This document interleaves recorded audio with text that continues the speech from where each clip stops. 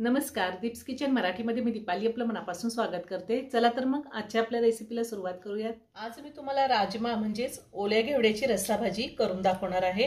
त्यासाठी मी अशा घेवड्याच्या शेंगा घेतल्या होत्या आणि त्या सोलून घेतलेल्या आहेत आणि दाणे स्वच्छ धुवून घेतले। साधारण वाळलेल्या खोबऱ्याचा एवढा तुकडा घेतला होता आणि तो किसून त्यानंतर परतून घेतलेला आहे। तेल न टाकताच आपल्याला परतून घ्यायचंय। एक लहान साईजचा कांदा मी गॅसवरती भाजून घेतलाय। तुम्हाला जर कांदा भाजून घ्यायचा नसेल तर तुम्ही कांदा चिरून त्यानंतर एक चमचाभर तेल घालून तो परतूनही घेऊ शकता। एक मीडियम साईजचा टोमॅटो कट करून घेतलाय। 10 ते 11 लसणाच्या पाकळ्या घेतलेल्या आहेत। अर्धा इंच आलं, एक दालचिनीचा तुकडा आणि अर्धा चमचा जिरे घेतलेले। फोडणीसाठी अर्धा चमचा मोहरी आणि अर्धा चमचा जिरे घेतले। अर्धा चमचा हळद, एक चमचा माझा घरगुती कांदा लसूण मसाला आहे, एक चमचा धने पावडर, एक चमचा बेडगी मिरची पावडर आणि अर्धा चमचा गरम मसाला पावडर घेतलेली आहे।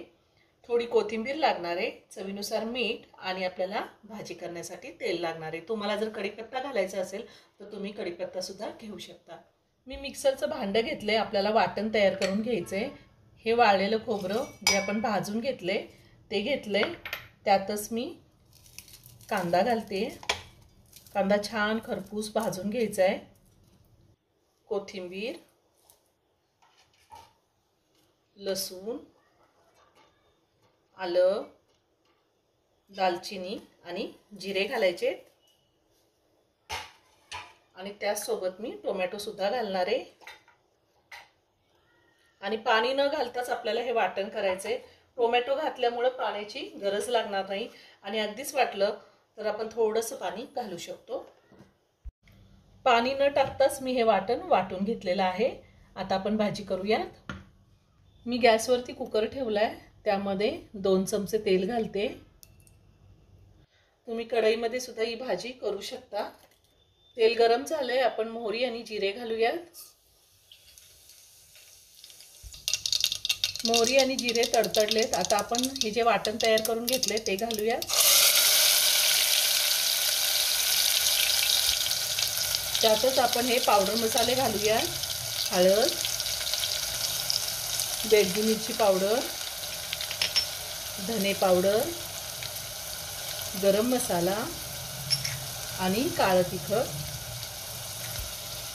आता हे सगळं व्यवस्थित मिक्स करून घेऊया आणि हे वाटण आपल्याला तेल सुटेपर्यंत चांगलं परतून घ्यायचंय। मी ह्या आधी सुद्धा खूप साऱ्या व्हेज नॉनव्हेज रेसिपी अपलोड केलेल्या आहेत आणि त्याची लिंक मी डिस्क्रिप्शन बॉक्समध्ये दिली आहे, तुम्ही पाहू शकता। तुम्हाला जर फोडणीमध्ये कांदा परतून घालायचा असेल तर तुम्ही एक लहान साईजचा कांदा सुद्धा कट करून जिरे मोहरी घातल्यानंतर परतून घेऊ शकता आणि त्यानंतर हे वाटण घालायचंय। वाटण मी चांगलं तेल सुटेपर्यंत परतून घेते। वाटण छान मी तेल सुटेपर्यंत परतून घेतलेले। आता आपल्याला ह्यामध्ये घेवड्याचे दाणे घालायचे आणि पुन्हा चांगलं 2 मिनिटं परतून घ्यायचे। घेवडा मी मसाल्यासोबत चांगला 2 ते 3 मिनिटं परतून घेतलाय। आता मी यामध्ये गरम पाणी घालणार आहे। आपल्याला भाजी किती पातळ हवी आहे त्या अंदाजे आपण पाणी घालू शकतो।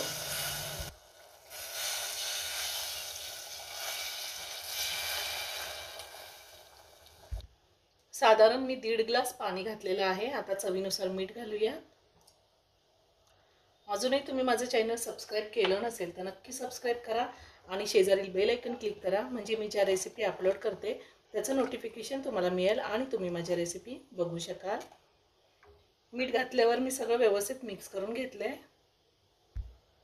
आता मी कुकरचं झाकण लावते आणि कुकरच्या 3 शिट्ट्या घेणार आहे। गॅसची फ्लेम मी मीडियमवर ठेवलेली आहे। कुकरच्या 3 शिट्ट्या झाल्यात, कुकरचं पूर्ण प्रेशर निघून गेलेले। आता मी झाकण काढते।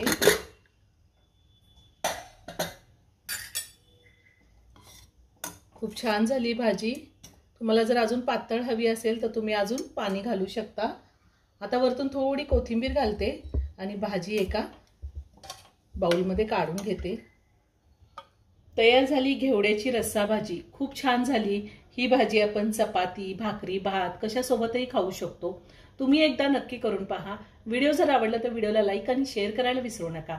रेसिपी आवडली असेल तर कमेंट करून नक्की कळवा। पुन्हा भेटूया अशाच एका छानशा साध्या आणि सोप्या रेसिपी बरोबर। धन्यवाद।